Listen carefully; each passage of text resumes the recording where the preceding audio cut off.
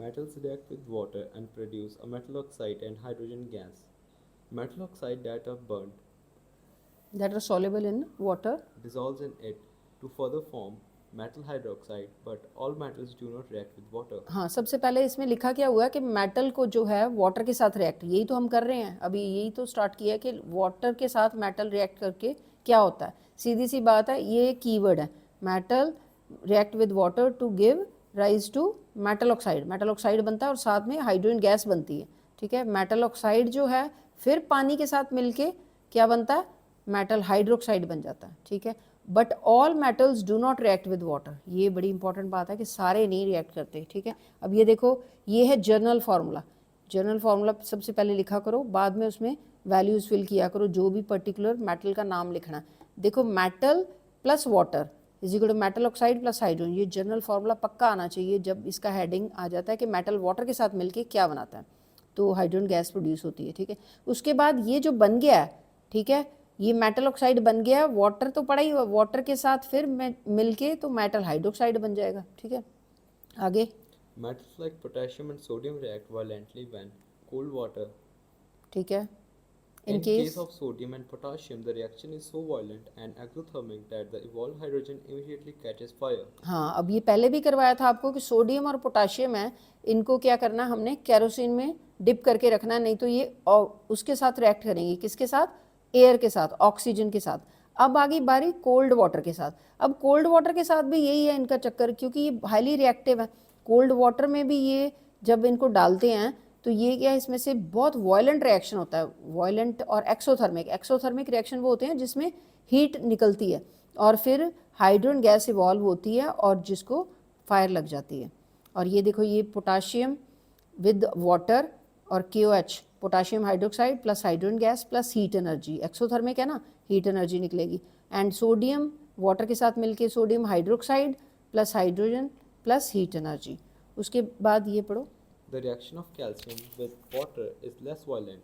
The heat evolved is not sufficient for the hydrogen to catch fire. हाँ, अब ये less violent है, इसकी रिएक्टिविटी सीरीज में नीचे इसका डिक्रीजिंग ऑर्डर में नीचे इसका नंबर आता है, ऊपर आ गया सोडियम, फिर आ गया पोटाशियम, फिर ये नीचे आ जाता है कैल्शियम। कैल्शियम थोड़ा सा वायलेंटली रिएक्ट नहीं करता, लेस वायलेंट है, लेकिन इससे हीट जो निकलती ज़रूर है, एक्सोथर्मिक है, थोड़ी सी निकलती है, लेकिन इतनी हीट नहीं निकलती कि जो हाइड्रोजन गैस फायर कैच कर ले। तो calcium plus water is equal to calcium hydroxide plus hydrogen gas. Calcium starts floating because the bubbles of hydrogen gas formed stick to the surface of the material. Metal, ठीक है ना। Calcium को जो float होनी शुरू हो जाएगी, calcium bubbles of hydrogen gas जो बनते हैं तो वो स्टिक हो जाते हैं, ठीक है, सरफेस के साथ। Magnesium does not react with cold water, it reacts with hot water to form magnesium hydroxide and hydrogen. हाँ, ये बनना यही है, मैग्नीशियम हाइड्रोक्साइड और हाइड्रोजन। लेकिन मैग्नीशियम जो है, याद रखो, ये कोल्ड वाटर के साथ रिएक्ट नहीं करेगा, ये हॉट वाटर के साथ। ये तीनों कोल्ड वाटर के साथ कर रहे थे, ये potassium, sodium, calcium cold water के साथ। ये हॉट वाटर के साथ करेगा मैग्नीशियम, ये याद रखो। और प्रोड्यूस वही होना, मैग्नीशियम हाइड्रोक्साइड प्लस हाइड्रोजन।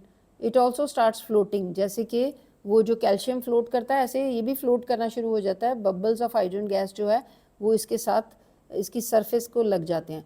तो जब बबल्स ऑफ हाइड्रोजन गैस लगेंगे तो हाइड्रोजन लाइट है ना, तो फिर इसके साथ अगर वो स्टिक हो जाएंगे तो ये भी फ्लोट करना शुरू हो जाएगा। Metals like aluminum, iron, and zinc do not react either with cold और hot water, but they react with steam to form metal oxide and hydrogen. हाँ, अब ये देखो, एल्युमिनियम, आयरन और जिंक, पहले हमने स्टार्टिंग में इसी में एक पैरा पढ़ा था, उसमें ये बताया था कुछ मेटल कोल्ड से, कुछ हॉट से, कुछ स्टीम से रिएक्ट करते हैं। तो अब ये नाम आपको याद होने चाहिए, कौन से कोल्ड से रिएक्ट करते हैं, कौन से हॉट से और कौन से स्टीम से।